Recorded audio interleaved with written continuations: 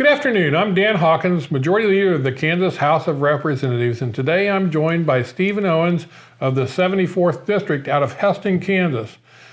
Stephen has been working extensively on a Kansas Criminal Justice Reform Commission, and in fact, I'm very proud of him because he's in his first 2 years here at the legislature, and he's already the vice chair of that Criminal Reform Commission. It says a lot about his experience. It also says a lot about his character. So we're really proud to have him in that position. Stephen, could you share with our listeners a little bit about the Criminal Reform Commission and what you're doing? Sure, I'd be happy to, and thank you for the kind words. It's truly an honor to serve in this capacity, and especially to serve with the Criminal Justice Reform Commission.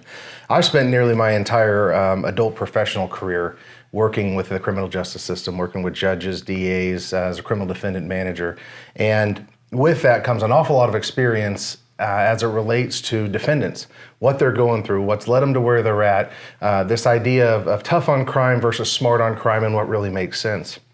When the legislature passed the bill last year to create the Criminal Justice Reform Commission, I was very eager to be part of it. The speaker will attest to the fact that I continually harassed him until he let me on the commission. Not necessarily expecting to be in a leadership role, but happy to serve in that capacity with the support of the members of that commission. As a result of that, that's an 18-month commission, and we're only about a third of the way through. We have put together our preliminary report, which was given to the legislature this past December. Number of recommendations came from there, and they're the recommendations that we kind of consider the low-hanging fruit. They're the things that really everybody on the commission can agree to, because it was decided amongst leadership on the commission that if there was any controversy, even if it passed a majority, it wasn't going on this report. So it literally had to pass with less than 3 dissenting votes out of the 19 members on that commission to make this report. As a result, we have had the opportunity to do some very smart on crime things. The one that I'm personally most proud of that passed the House this just last week is House Bill 2708.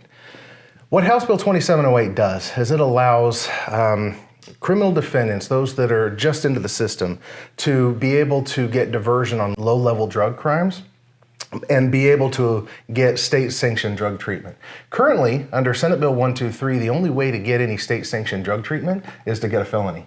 You have to be convicted. And so it's my belief that that's led to even more convictions by district attorneys simply to get them into the treatment that they need. Right. Under this bill, and this was a recommendation that came from 3 of the 5 subcommittees in the Criminal Justice Reform Commission, we're able to say, okay, instead of giving them a felony, for those people that truly want to change their lives, let's give them the opportunity, let's give them a diversion that says if you don't screw up again and you complete the treatment, then you don't end up with a felony, right? Because if you have a felony, it affects your work, it affects housing, it affects so many different aspects of your life.